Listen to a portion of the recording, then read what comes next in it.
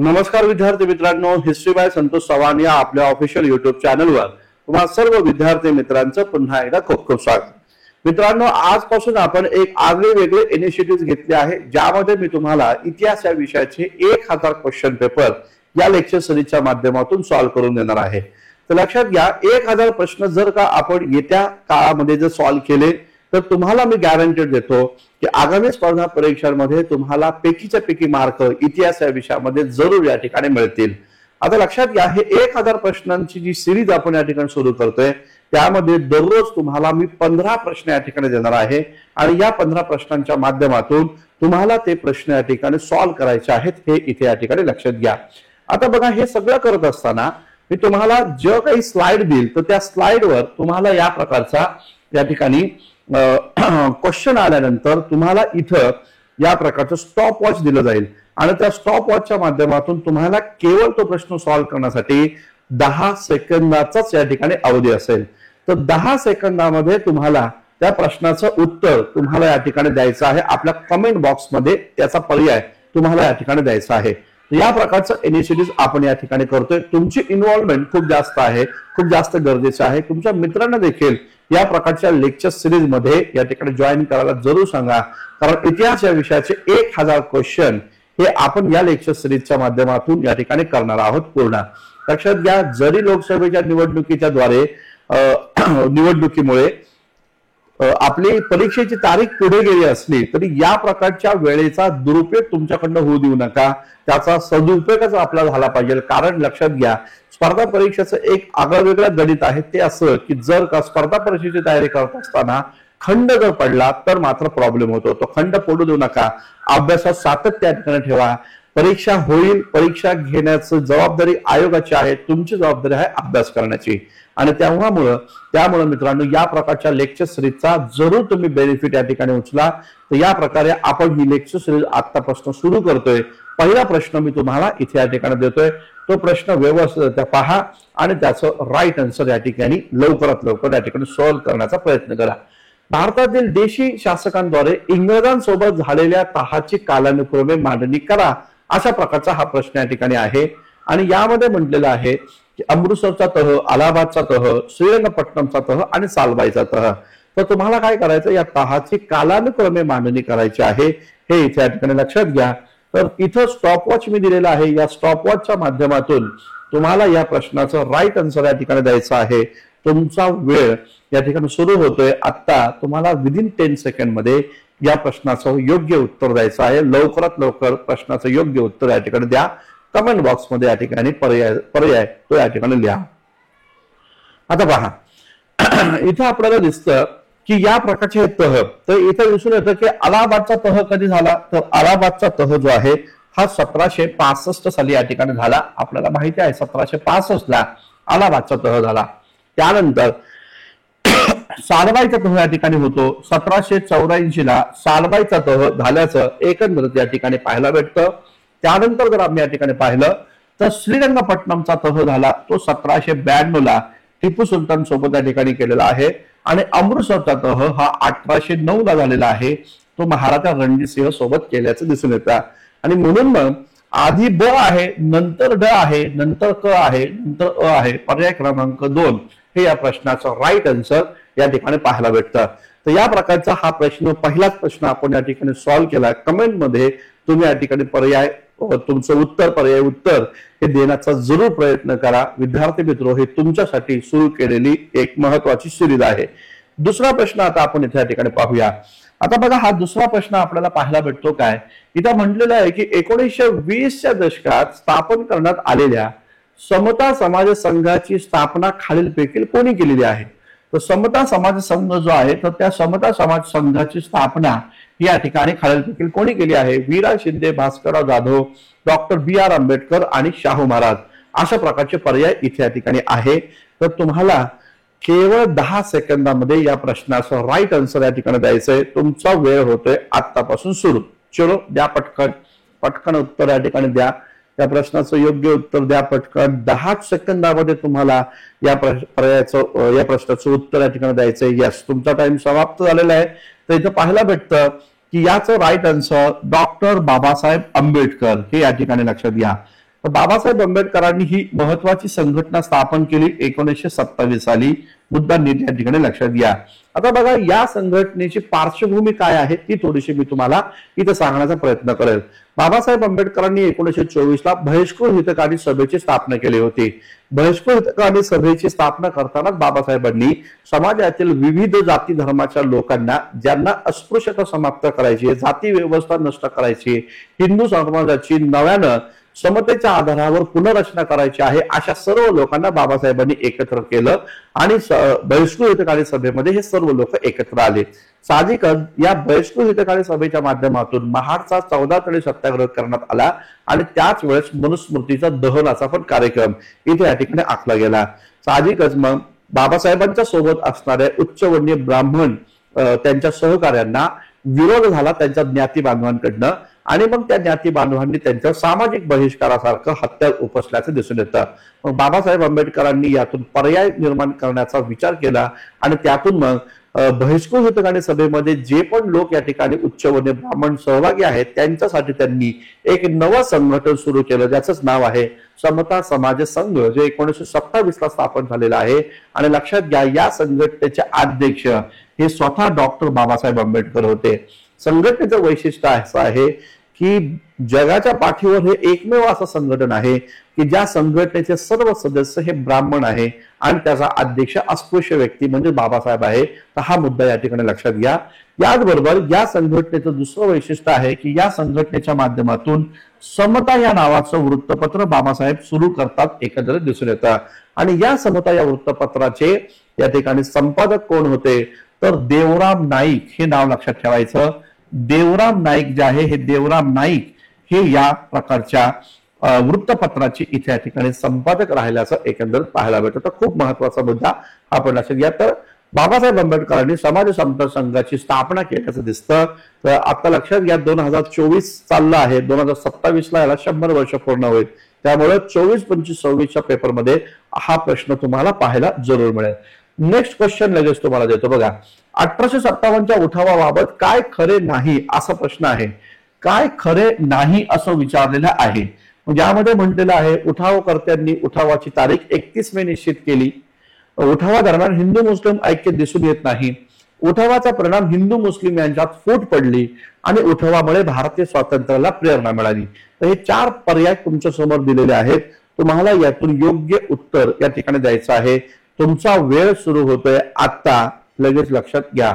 चलो 10 सेकंड मध्ये तुम्हाला या प्रश्नाचं उत्तर द्यायचं आहे. पटकन उत्तर या ठिकाणी द्या. यस यस, काय उत्तर आहे याचं? Very good. तुमचे 10 सेकंद समाप्त झालेत. लक्षात घ्या याचं राईट आन्सर काय आहे? पर्याय क्रमांक 2. काय खरे नाही विचारले म्हणजे काय तुम्हाला चुकीचं काय आहे, चूक कोणतं विधान आहे असं विचारलेलं आहे. ठीक आहे. मग काय तर उठावा दरम्यान हिंदू मुस्लिम ऐक्य दिसून येतं, इथं म्हटले दिसून येत नाही. तर ऐक्य दिसून येतं लक्षात घ्या. त्यामुळं इथं याचं राईट आन्सर पर्याय क्रमांक 2 आहे हे लक्षात घ्या. आता बघा याच्या प्रत्येक गोष्टींवर आपण थोडंसं एक्सप्लेनेशन या ठिकाणी पाहूया. कारण उठावकर्त्यांची तारीख ही 31 मे निश्चित केली होती. विधान बरोबर आहे.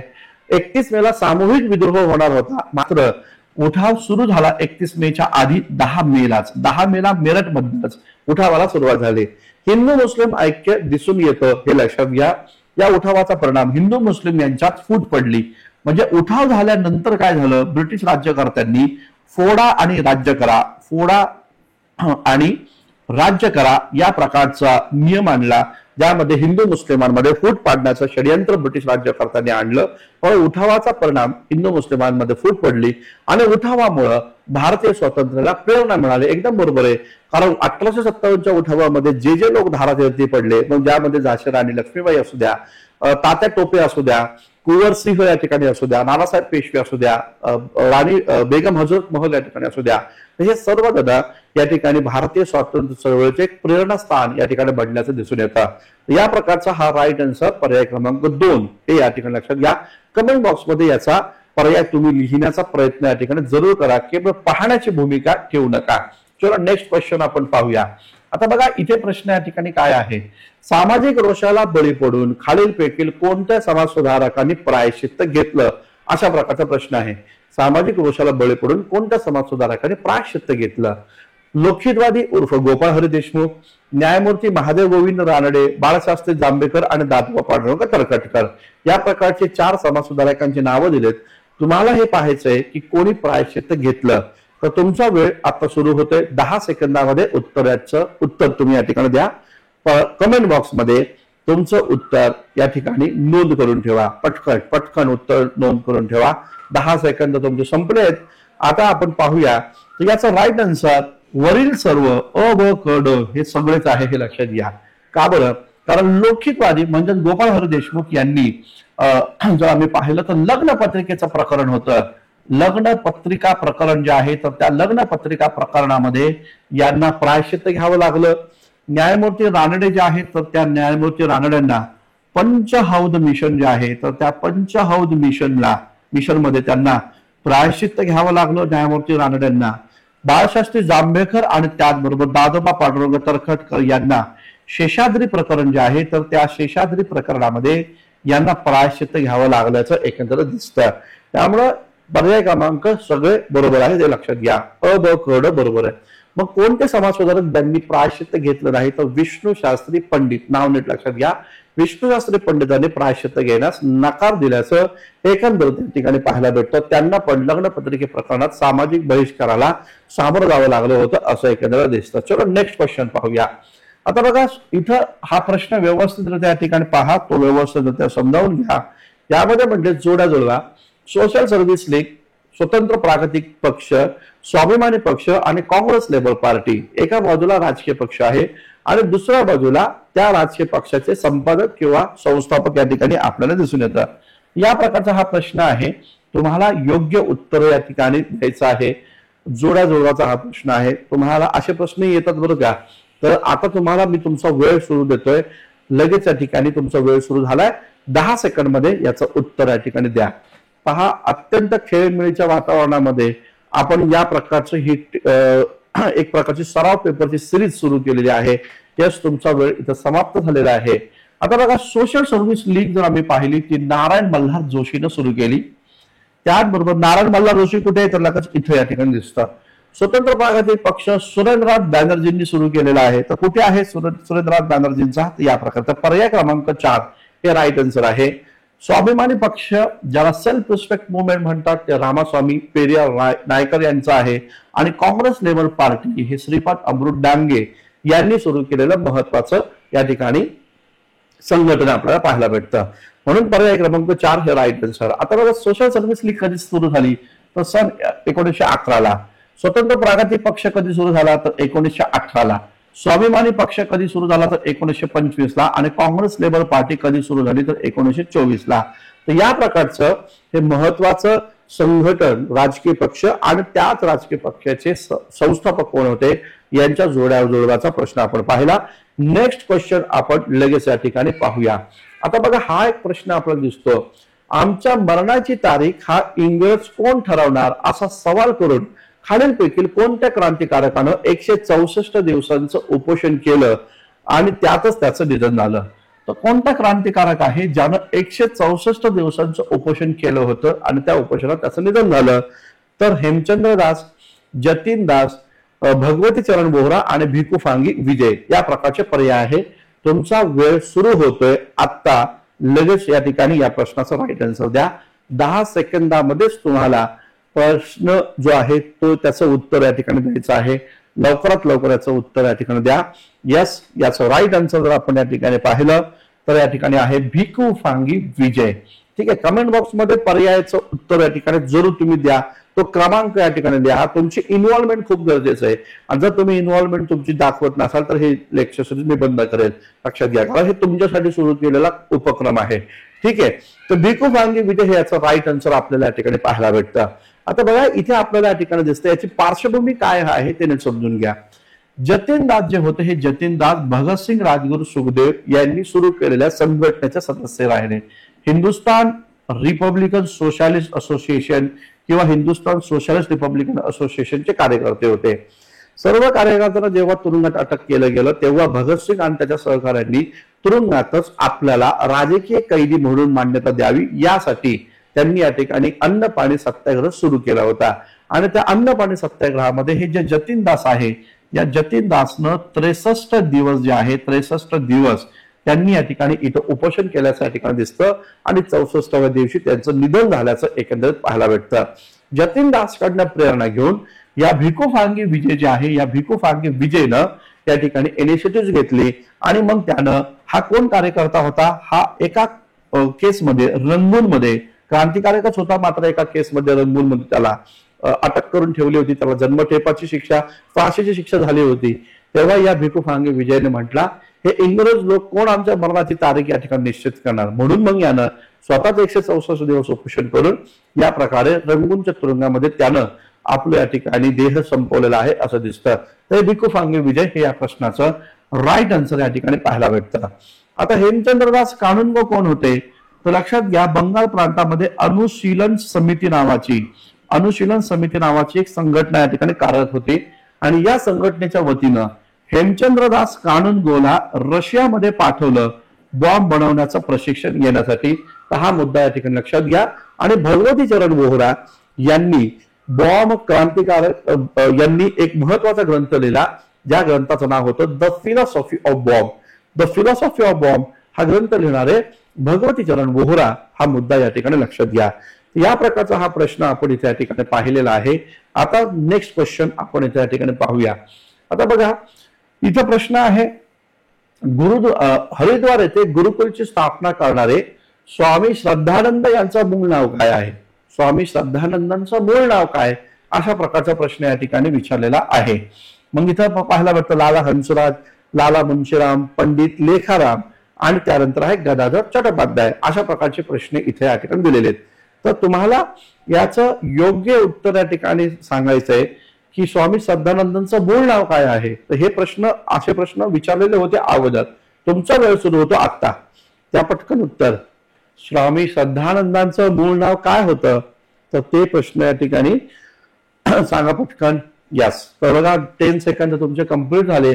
आता याचं राईट आन्सर काय, तर लाला मुंशीराम हे याचं राईट आन्सर आपल्याला पाहायला भेटतं. स्वामी श्रद्धानंद म्हणजे लाला मुंशीराम आहे, तर हे लक्षात घ्या. आता बघा हे सगळे कार्यकर्ते जर आम्ही पाहिलं किंवा श्रद्धानंद जर आम्ही पाहिले तर आर्य समाजाचे कार्यकर्ते राहिलेले आहेत, आर्य समाज. आणि स्वामी दयानंद सरस्वतींच्या निधनानंतर यांनी गुरुकुलची स्थापना केली होती स्वामी श्रद्धानंदांनी. लाला हंसराज कोण आहे, तर हे DAV पब्लिक स्कूलची स्थापना करतात, हे आपल्या सर्वांना माहिती आहे. लाला मुंशीराम म्हणजे श्रद्धानंद. आणि गदाधर चट्टोपाध्याय कोण, तर लक्षात घ्या रामकृष्ण परमहंस. रामकृष्ण परमहंस यांचं मूळ नाव गदाधर चट्टोपाध्याय हे या ठिकाणी लक्षात घ्या. तर बघा मूळशंकर करसनदास तिवारी म्हणजे स्वामी दयानंद सरस्वती, नरेंद्रनाथ दत्त म्हणजे स्वामी विवेकानंद, लाला मुंशीराम म्हणजे स्वामी श्रद्धानंद आणि गदाधर चट्टोपाध्याय म्हणजे या ठिकाणी रामकृष्ण परमहंस. तर हे महत्वाच्या मुद्दे या ठिकाणी आहेत, याच्यावर प्रश्न विचारले जातात. लक्षात घ्या मित्रांनो, जर का तुम्हाला इतिहास या विषयाची तयारी करायची असेल आगामी स्पर्धा परीक्षांसाठी, जर तुम्हाला इतिहास हा विषय शिकायचा असेल तर त्यासाठी हिस्ट्री बाय संतोष चव्हाण हे ऍप्लिकेशन जरूर या ठिकाणी डाउनलोड करा. या ऍप्लिकेशन मध्ये 2024 आणि 2025च्या डिस्क्रिप्टिव्ह पॅटर्नच्या पण बॅचेस तुम्हाला उपलब्ध होतील. तर तुम्ही या प्रकारचं ऍप्लिकेशन जरूर या ठिकाणी डाउनलोड करा. पहा पुढचा प्रश्न आता आपण पाहूया. खालीलपैकी कोणती व्यक्ती रेशमी पत्राच्या कटाशी संबंधित आहे.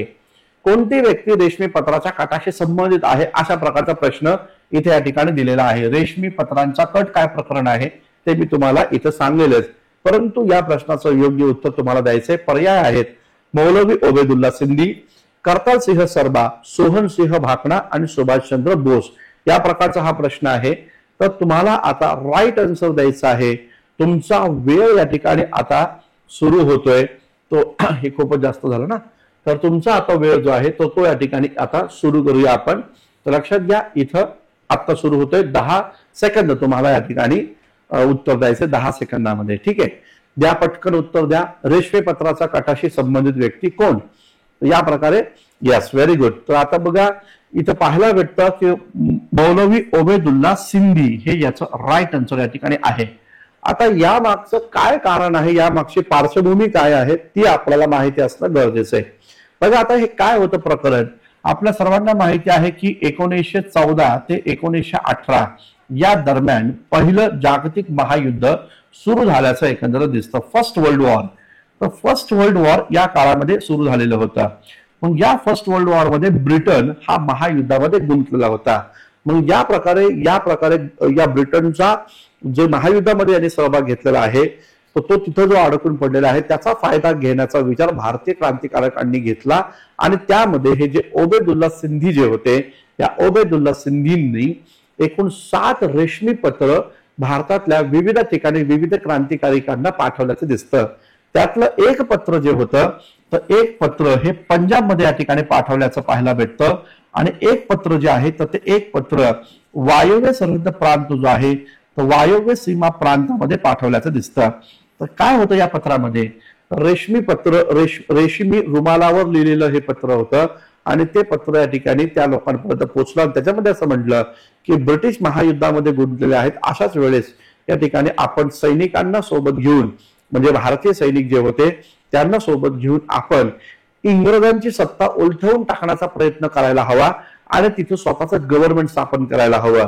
तर लक्षात घ्या, वायव्य सीमा प्रांत जर आम्ही पाहिला तिथं या रेशमी पत्रांचा कट यशस्वी झाला. महेंद्र प्रताप नावाची व्यक्ती, नीट समजून घ्या, महेंद्र प्रताप जे आहे तर त्या महेंद्र प्रताप यांच्या नेतृत्वाखाली वायव्य सरहद्द प्रांतामध्ये पॅरलर गव्हर्नमेंट स्थापन केलं. ब्रिटिशांची सत्ता उलथावून टाकण्याचा प्रयत्न केला गेला. पंजाब प्रांतामध्ये रास बिहारी बोस आणि गणेश विष्णू पिंगळे, तर या विष्णू गणेश पिंगळे यांच्या माध्यमातून पंजाबमध्ये हा विद्रोह या ठिकाणी झाल्याचं दिसतं. मात्र विष्णू गणेश पिंगळे यामध्ये अडकले, त्यांना फाशीची शिक्षा झाली. जे एक गदर आंदोलनाशी संबंधित व्यक्ती होते, रास बिहारी बोस मात्र इंग्रजांच्या हाती लागले नाही आणि ते जपानमध्ये गेल्याचं दिसतं. या प्रकारे मौलवी ओबेदुल्ला सिंधू हे याचं राईट आन्सर या ठिकाणी दिसतं. करताल सिंह सरवा जर आम्ही पाहिलं तर आपल्याला माहिती आहे गदर आंदोलनाशी संबंधितच होते. गदर षड्यंत्र केस अंतर्गत यांना शिक्षा झालेली होती. सोहनसिंह भाकना हे गदर पार्टीचे अध्यक्ष होते. आणि सुभाषचंद्र बोस आपल्या सर्वांना माहिती आहे भारतीय स्वातंत्र्य लढ्यामध्ये यांचं खूप मोठं योगदान या ठिकाणी राहिल्याचं दिसतं. तर पर्याय क्रमांक 1 हे याचं राईट आन्सर या ठिकाणी आपल्याला दिसतं. तर आता आपण नेक्स्ट क्वेश्चन आपण या ठिकाणी पाहूया. पुढचा प्रश्न पाहूया, व्यवस्थित त्या पहा आणि योग्य उत्तर या ठिकाणी तुम्ही द्या. बघा प्रश्न काय आहे, गांधीजींच्या रचनात्मक कार्यक्रमात खालीलपैकी कोणत्या तत्वांचा समावेश होता, या प्रकारचा प्रश्न आहे. गांधीजींवर प्रश्न आहे, गांधी चळवळीवर प्रश्न आहे. म्हटलेले गांधीजींच्या रचनात्मक कार्यक्रमात कोणत्या तत्वांचा समावेश या ठिकाणी होता. यामध्ये दारूबंदी, खादी आणि चरखा यांचा वापर, अस्पृश्यांना मंदिरामध्ये प्रवेश आणि हिंदू मुस्लिम ऐक्य, या प्रकारचे हे 4 पर्याय दिलेले आहेत. आणि त्यावरनं तुम्हाला योग्य पर्यायापर्यंत पोहोचायचं आहे. तुमचा वेळ सुरू होतोय आता. 10 सेकंदामध्ये तुम्हाला कमेंट बॉक्समध्ये या प्रकारच्या प्रश्नाचं योग्य उत्तर लिहायचं आहे. मी पाहते बरेचसे विद्यार्थी कमेंट बॉक्समध्ये पर्याय लिहित नाहीत, त्यांनी पर्याय इथं जरूर या ठिकाणी लिहा. पहा आता का बरं लिहायचंय, केवळ पाहण्याची बघण्याची भूमिका ठेवायची नाही. का बरं, कारण लक्षात घ्या पेपरमध्ये तुम्हाला प्रश्न लिहिता आला पाहिजे. आणि म्हणून मग आता हँडल करण्यात, प्रश्न कसा हँडल करायचा याचं टेक्निक आतापासून तुम्ही शिका. 1000 प्रश्न सॉल्व्ह करा माझ्यासोबत युट्यूबवर, तुम्हाला नक्कीच इतिहासामध्ये पैकीच्या पैकी मार्क मिळतील. ठीक आहे. तर गांधीजींच्या रचनात्मक कार्यक्रमात कोणत्या तत्वांचा समावेश होता. दारूबंदी होती का, एकदम बरोबर आहे, दारूबंदी होती. त्याचबरोबर खादी आणि चरख्याचा वापर करा असं होतं का, एकदम बरोबर आहे, खादी आणि चरख्याचा वापर करा असं म्हटलं. अस्पृश्यांना मंदिरामध्ये प्रवेश द्या ही भूमिका होती का गांधींची, एकदम बरोबर आहे, अस्पृश्यांना मंदिरात प्रवेश द्या. आणि हिंदू मुस्लिम ऐक्य हे पण आहे. त्यामुळे पर्याय क्रमांक 4 हे याचं राईट आन्सर या ठिकाणी दिसतं. अशा प्रकारचा प्रश्न राज्यसेवा मेन्सला आयोगानं एकदा विचारला होता. याचबरोबर लघु उद्योग आणि कुटीर उद्योग, खादी आणि चरखा म्हणजेच इथं पाहू शकतात लघु उद्योग आणि त्याचबरोबर कुटीर उद्योगाचाही समावेश होता. आणि स्त्री शिक्षण जे आहे तर त्या स्त्री शिक्षणाचा देखील त्यांनी इथं समावेश केला होता रचनात्मक कार्यक्रमामध्ये. तर हा मुद्दा या ठिकाणी लक्षात घ्या. ठीक आहे. तर आता आपण जाऊया नेक्स्ट क्वेश्चन कडे. 9 प्रश्न झालेले आहेत, ते 15 प्रश्न तुम्हाला देणार आहे. या प्रकारचा हा प्रश्न या ठिकाणी पहा, ज्यामध्ये कायद्यावर प्रश्न विचारलेला आहे. 1919च्या कायद्याबाबत योग्य पर्याय निवडा, अशा प्रकारचा हा प्रश्न या ठिकाणी आहे. 1919च्या कायद्याबाबत योग्य पर्याय निवडा. मुस्लिमांप्रमाणे दलित समुदायाला स्वतंत्र मतदारसंघ देण्यात आला. केंद्रात जबाबदार शासन पद्धतीची स्थापना या ठिकाणी करण्यात आली. हाय कमिशनर ऑफ इंडिया या पदाची स्थापना करण्यात आली आणि प्रांतातील द्वैध शासन व्यवस्था समाप्त करण्यात आली. प्रांतातील द्वैध शासन व्यवस्था ही समाप्त करण्यात आली. तुम्हाला काय विचारलंय? योग्य पर्याय विचारलेला आहे. 1919च्या कायद्यात योग्य पर्याय काय आहे? ठीक आहे, आता पहा, तुमचा वेळ व्यवस्थित उत्तर द्या. तुमचा वेळ सुरू होतोय आता. तुम्हाला योग्य पर्याय द्यायचा आहे. कमेंट मध्ये लिहा.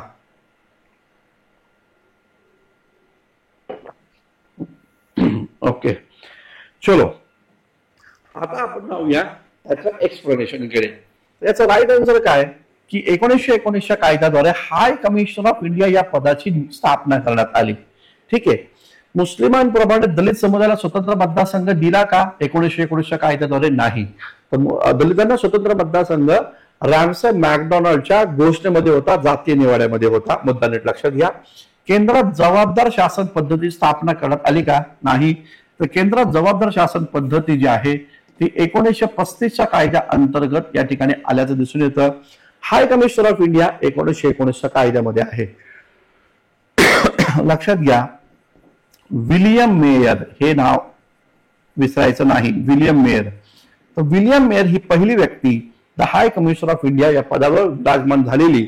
आणि लक्षात घ्या, पहिली भारतीय व्यक्ती जर विचारलं तर पहिली भारतीय व्यक्ती ही दाजिबा दलाल होती.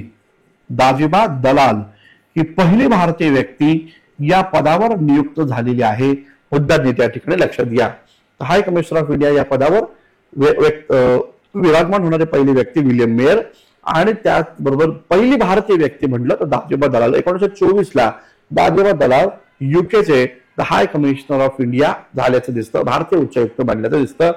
प्रांतातील द्वैध शासन व्यवस्था समाप्त झाली का? तर नाही झाली. तर उलट प्रांतामध्ये द्वैध शासन व्यवस्था सुरू झाली 1919च्या कायद्याने. योग्य पर्याय विचारा तर पर्याय क्रमांक 3 हे या प्रश्नाचं राईट आन्सर या ठिकाणी दिसतंय. ठीक आहे, मजा येते या प्रकारचे प्रश्न सॉल्व्ह करताना. Yes, very good. चलो आता पुढे पहा, एक महत्वाची सूचना द्यायची आहे. इतिहास या विषयाच्या बॅचेस आपल्या हिस्ट्री बाय संतोष सावंत या ऍप्लिकेशनवर आहे.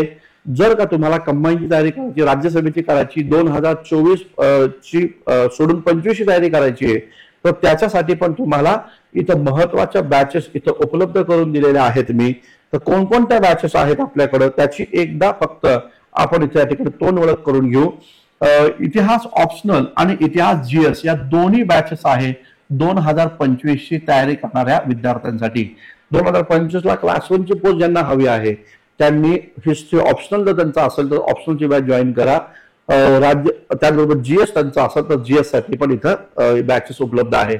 राज्यसेवा बेसिक फाउंडेशन कोर्स आहे, कंबाईनचा बेसिक फाउंडेशन कोर्स आहे. दोन्ही रेकॉर्डेड स्वरूपातील हे कोर्स आहे. संयुक्त पूर्व परीक्षासाठी 2024 ची परीक्षेसाठी एक स्वतंत्र बॅच आहे. प्राचीन मध्ययुगीन भारताची 2024 साठी एक महत्वाची बॅच आहे. समाज सुधारकाची बॅच आहे. समाज सुधारकामध्ये 39 समाज सुधारक आपण घेतोय. बॅच खरेदी केल्यानंतर पुस्तक तुम्हाला विदिन 7 डेज मध्ये घरपोच पोहोचेल. याचबरोबर इतिहासाची पीवायक्यू बॅच खूप महत्वाची आहे बॅच. लक्षात घ्या, प्रत्येक विद्यार्थ्यांनी जॉईन करणारी बॅच आहे. प्रत्येक विद्यार्थ्यांनी जॉईन केले पाहिजे, कारण यामध्ये मी राज्यसेवा, पूर्व राज्यसेवा, मुख्य, कंबाईन, वनसेवा, त्याचबरोबर या ठिकाणी गड ब गड क या सर्वच क्वेश्चन घेतलेले आहेत आणि युपीएससीचे पण क्वेश्चन मी यामध्ये घेणार आहे. पीवायक्यू बॅच आहे, खूप इम्पॉर्टंट, ती जरूर जॉईन करा. राज्यसेवा पूर्व परीक्षेसाठी फास्ट ट्रॅक रिव्हिजन साठी टेस्ट पेपर आणि रिव्हिजन बॅच, कंबाईन साठी टेस्ट पेपर आणि रिव्हिजन बॅच उपलब्ध आहे. एनसीआरटीची बॅच देखील आहे, ज्यामध्ये 6वी ते 12वी पर्यंतच्या एनसीआरटी आपण घेणार आहे आणि नेटसेटच्या पण बॅचेस इथं उपलब्ध आहेत. तर जे जे कोण विद्यार्थी या स्पर्धा परीक्षेची तयारी करतात त्यांनी जरूर या ठिकाणी या बॅचेस जॉईन करा. आता सुरू करूया आपलं त्यानंतरचं लेक्चर, ज्याच्यामध्ये आपल्याला पुढचे प्रश्न पाहायचे. दररोज 15 प्रश्न मी तुम्हाला देणार आहे, तर ते दररोज 15 प्रश्न आपण त्या ठिकाणी सॉल्व्ह करून घेऊया.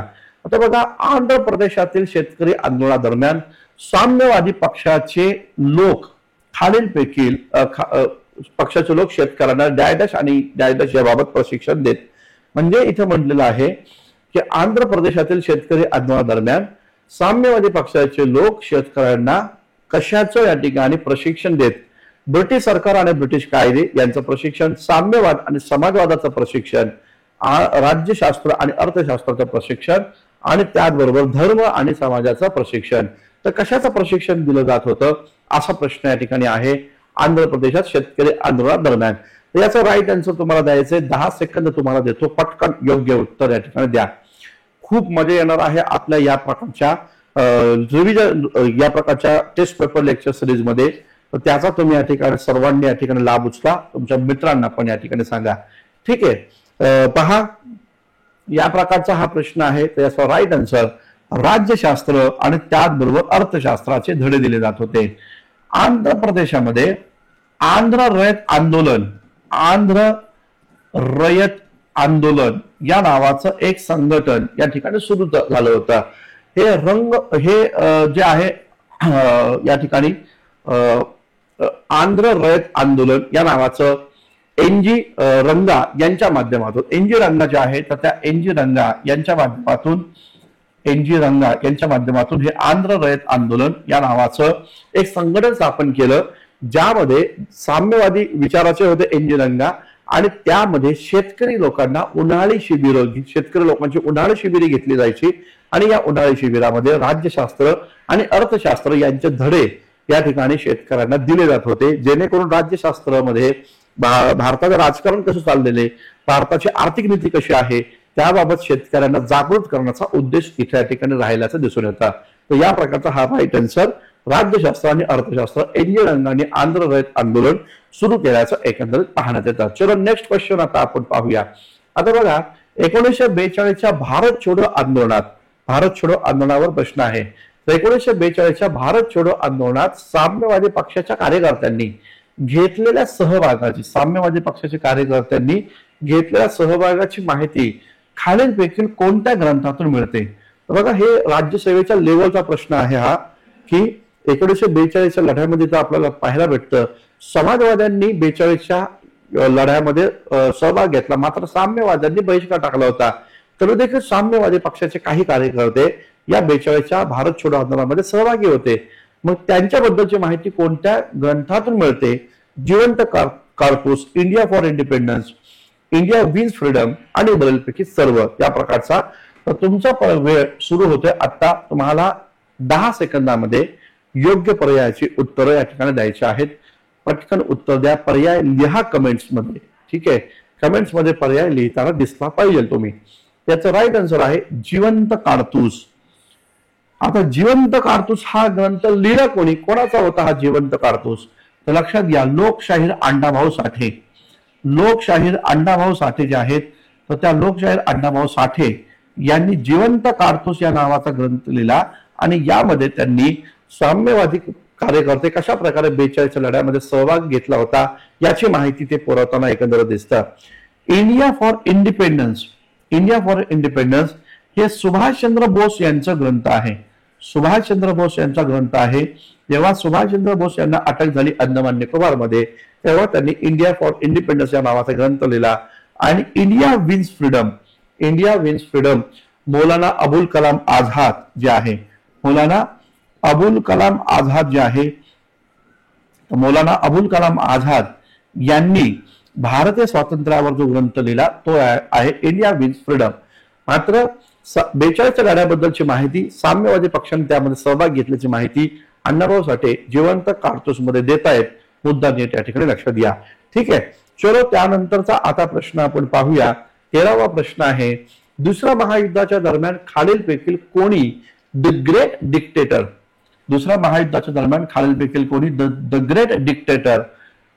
चित्रपट प्रदर्शित करून रशियाच्या संरक्षणार्थ जगातील सर्व लोकशाही प्रेमी जनतेनं उभं राहायला हवं यासाठी जनमत तयार केलं. सर्व लोकशाही प्रेमी जनतेनं उभं राहायला हवं रशियाच्या रक्षणार्थ या प्रकारचे जनमत तयार करण्यासाठी कोणी प्रयत्न केले. आणि विशेष म्हणजे द ग्रेट डिक्टेटर या नावाचा चित्रपट त्यांनी प्रदर्शित केला होता. ते कोण व्यक्ती आहे असा प्रश्न आहे. तर इथं तुम्हाला पर्याय समोर या ठिकाणी मी देतो. लक्षात घ्या, चार्ली चॅप्लिन, सुभाषचंद्र बोस, पंडित जवाहरलाल नेहरू आणि चांग काय शेख अशा प्रकारची नावं या ठिकाणी आहे. तर काय याचं उत्तर आहे ते तुम्हाला द्यायचं आहे फक्त 10 सेकंदामध्ये. द्या पटकन याचं उत्तर. 10 सेकंदामध्ये याचं उत्तर जरूर या ठिकाणी द्या. पटकन द्या याचं उत्तर. यस, लवकरात लवकर उत्तर द्या. 10 सेकंद. Yes, very good. चलो, आता बघा इथं लक्षात घ्या, आपल्याला पाहायला भेटतं की याचं राईट आन्सर काय. याचं राईट आन्सर आहे Charlie Chaplin. Charlie Chaplin Sumit सरकारचं पुस्तक आहे बघा, आधुनिक भारत या नावाचं, सुमित सरकार. तर त्या पुस्तकातनं ही बीट मी तुम्हाला दिलेली आहे. तर लक्षात घ्या काय झालं होतं. आणि कथा स्वातंत्र्याच्या पुस्तकामध्ये पण तुम्हाला पाहायला भेटेल. तर चार्ली चॅप्लिन हा त्या काळातला एक महत्वाचा फेमस या ठिकाणी ऍक्टर आहे. त्यानं द ग्रेट डिक्टेटर या नावाचा चित्रपट केला आणि रशियाच्या रक्षणार्थ जगातील लोकशाही जनतेने उभं राहण्यासाठी संपूर्ण त्यानं प्रवास करायचं दिसतं, जनमत तयार करायचं दिसतं. तर चार्ली चॅप्लिन हे याचा राईट आन्सर आहे. चांग काई शेक हे आपल्या सर्वांना माहिती आहे, चीनचे त्यावेळेसचे राष्ट्राध्यक्ष होते आणि 1942च्या दरम्यान ते भारतात देखील आले होते. त्यांनी इंग्रजांना ठणकावून सांगितलं की भारताला स्वातंत्र्य देण्याची गरज आता आलेली आहे, आवश्यकता आलेली आहे. आम्ही 42च्या लढ्याला स्वातंत्र्य देतोय. ही भूमिका चांग काई शेकनं घेतल्याचं दिसतं. गांधींची भेट त्यांनी घेतल्याचं देखील या ठिकाणी पाहायला भेटतं. इथं पर्याय क्रमांक 1 हे या प्रश्नाचं राईट आन्सर या ठिकाणी दिसून येतं. चलो, नेक्स्ट क्वेश्चन आता आपण पाहूया. आता बघा हा प्रश्न आपल्याला पाहायला भेटतो. 14वा प्रश्न आहे, सर्व मानव जातीसाठी एक धर्म, एक जात, एक ईश्वर असा संदेश खालीलपैकी कोणी दिला. सर्व मानव जातीसाठी एक धर्म, एक जात, एक ईश्वर या प्रकारचा संदेश कोणी दिला. नारायण गुरु, महात्मा गांधी, महात्मा फुले आणि वीरेशलिंगम पंतलू अशा पर्याय इथे या ठिकाणी आहे. तर तुम्हाला राईट आन्सर या ठिकाणी द्यायचं आहे. तुम्हाला राईट आन्सर द्यायचं आहे. तुमचा वेळ सुरू होतोय आत्ता. द्या पटकन उत्तर द्या, पटकन उत्तर द्या. सर्व मानव जातीसाठी एक धर्म, एक जात, एक ईश्वर हा संदेश दिला. कोणी दिला. यस, 10 सेकंद झालेत. त्याचा राईट आन्सर काय आहे. तर याचा राईट आन्सर आहे नारायण गुरु. नारायण गुरु यांनी या प्रकारचा संदेश दिल्याचं दिसतं. आता काय होता हा विषय नीट समजून घ्या. नारायण गुरु यांना नानू असन असं पण म्हटलं जातं. यांना नानू असन असं पण म्हटलं जातं. यांनी एजवा आंदोलन दक्षिण भारतामध्ये सुरू केलं. कोणतं. एजवा आंदोलन. आणि त्यासाठी त्यांनी 1902 ला श्री नारायण धर्म परिपालन सभा, श्री नारायण धर्म परिपालन सभा ही यांनी सुरू केल्याचं एकंदर दिसून येतं. श्री नारायण धर्म परिपालन सभा ही सुरू केलेली आहे. कोणी. नानू असन आणि पद्मनाभन पंपू यांनी. आणि या संघटनेची स्थापना करताना त्यांनी त्या संघटनेचं ब्रीदवाक्यच होतं एक धर्म, एक जात आणि एक ईश्वर. हा मुद्दा लक्षात घ्या. नानू असनच्या माध्यमातून दक्षिणेकडे वायकोम मध्ये सत्याग्रह झाला. तिथं महात्मा गांधीजी आले होते आणि गांधींनी नारायण गुरुला सांगितलं जसं एक झाड, एका झाडाच्या विविध फांद्या आहेत, तसंच हिंदू समाजातील विविध जाती व्यवस्था किंवा विविध वर्ण हिंदू समाजामध्ये आहे. अशा प्रकारची भूमिका गांधींनी मांडल्याचं दिसतं. ठीक आहे. वीरेशलिंगम पंतलू जर आम्ही पाहिलं तर यांनी दक्षिण भारतामध्ये ब्राह्मो मंदिराची स्थापना केल्याचं दिसतं. आणि यांनी आपल्या मुलाचा एका विधवेसोबत विवाह लावून दिला होता. हास्य संजीवनी हे यांचं महत्वाचं नियतकालिक या ठिकाणी मांडलं जातं. तर हा एक मुद्दा या ठिकाणी लक्षात घ्या. लक्षात घ्या मित्रांनो, इतिहास हा विषय या ठिकाणी एकदा जर का तुम्ही केला तर तुम्हाला परत करण्याची गरज लागत नाही. कारण याच्यामध्ये करंट अफेअर्स किंवा बाकीच्या कुठल्या मुद्दे या ठिकाणी नसतात. फक्त तो तुम्हाला डीप मध्ये करावा लागतो आणि त्यासाठी तुम्हाला एका मार्गदर्शकाची गरज असते कायम. कारण खूप जास्त इथं आपण जर पाहिले संदर्भ ग्रंथ आहेत. संदर्भ ग्रंथ वाचायला प्रॉब्लेम नाही, पण वेळ कमी आहे. आणि म्हणून मग जर बॅच जॉईन करायची असेल तर हिस्ट्री बाय संतोष चव्हाण हे ऍप्लिकेशन डाउनलोड करा. सर्व संदर्भ ग्रंथ एकत्र करून तुम्हाला ते टॉपिक मी शिकवलेले आहेत. शेवटचा प्रश्न आता आपण या ठिकाणी पाहूया. 15वा प्रश्न आहे, नाव और नेवर हा ग्रंथ खालीलपैकी कोणी लिहिला अशा प्रकारचा प्रश्न आहे. तर डेली मी तुम्हाला 15 प्रश्न या ठिकाणी देत जाईल. तर डेली 15 प्रश्न तुम्हाला या पद्धतीने देऊन तुम्ही मात्र त्यामध्ये त्याचे उत्तर या ठिकाणी द्यायचे आहेत. कारण जर तुमची इन्व्हॉल्वमेंट नसेल तर मी एकटाच इथे या ठिकाणी चर्चा करून काही साध्य होणार नाही. ठीक आहे. तर नाव और नेवर हा ग्रंथ कोणी लिहिला अशा प्रकारचा प्रश्न. मोहम्मद इक्बाल, मोहम्मद अली जिना, त्याचबरोबर आगा खान तृतीय आणि रहमत अली अशा प्रकारचा प्रश्न आहे. तुम्हाला याचं योग्य उत्तर द्यायचंय, ते पण केवळ 10 सेकंद मध्ये. त्या पटकन उत्तर 10 सेकंद मध्ये तुम्हाला योग्य उत्तर याचं द्यायचं आहे. काय उत्तर आहे? 10 सेकंद कंप्लीट झालेत तर लक्षात घ्यायचं राईट आन्सर आहे रहमत अली चौधरी. रहमत अली चौधरी हा केम्ब्रिज विद्यापीठातील एक स्कॉलर होता. लक्षात घ्या, केम्ब्रिज मधला स्कॉलर होता. झालं काय, जेव्हा 1930 साली अलाहाबाद या ठिकाणी मुस्लिम लीगचं अधिवेशन झालं तेव्हा त्या अधिवेशनाचे अध्यक्ष हे मोहम्मद इक्बाल होते. या मोहम्मद इक्बालनी मुस्लिमांसाठी स्वतंत्र होमलँड असावं या प्रकारची भूमिका व्यक्त केली. तेव्हा त्या भूमिकेला कोट करून या रहमत अली चौधरीनं, केम्ब्रिज विद्यापीठाचे स्कॉलर, त्यानं या ठिकाणी भूमिका मांडली. हे होमलँड जे आहे तर त्यांनी नाव और नेवर या नावाचा ग्रंथ लिहिला आणि त्यामध्ये त्यांनी भूमिका अशी मांडली, हे होमलँड जे आहे ते होमलँड हे एकूण 4 राज्यांचं मिळून या ठिकाणी बनावं आणि त्याचं नाव पाकिस्तान या ठिकाणी असावं. पाकिस्तान हा शब्द सर्वात पहिल्यांदा सुचवला तो रहमत अलीनं. आणि मग ज्यामध्ये P for Punjab, A for Afghanistan, K for Kashmir, I for Sindh आणि सिंध मधला I आणि मग स्थान म्हणजे बलुचिस्तान, तर या 5 राज्यांचं मिळून मुस्लिमांसाठी स्वतंत्र लँड, होमलँड असली पाहिजे ही भूमिका मांडली. त्याचं नाव पाकिस्तान या ठिकाणी ठेवा. अशा प्रकारची भूमिका रहमत अली चौधरीला मांडण्याचे दिसून येतात. तर मित्रांनो, या प्रकारचे जे इनिशिएटिव्ह आपण या ठिकाणी करतोय ते तुम्हाला कसं वाटलं? या प्रकारचे 1000 प्रश्न युट्यूब सेशनच्या माध्यमातून सॉल्व्ह तुम्हाला मी करून देणार आहे. तुम्हाला पण ते सॉल्व्ह करायचे आहेत. तर ही लेक्चर सिरीज कंटिन्यू ठेवायची असेल तर जास्तीत जास्त विद्यार्थी मित्रांपर्यंत ही लेक्चर सिरीज पोहोचवा. मित्रांना इथं कमेंट्स द्यायला सांगा, कारण जो कोण प्रत्येक विद्यार्थी नव्यानं हे लेक्चर्स पाहिल त्या विद्यार्थ्याचं काम आहे हे प्रश्न सॉल्व्ह करायचे. तर मित्रांनो, थांबूया, आपण भेटूया पुढच्या सेशनला 15च्या पुढचे प्रश्न घेऊन. तोपर्यंत धन्यवाद. Thank you very much.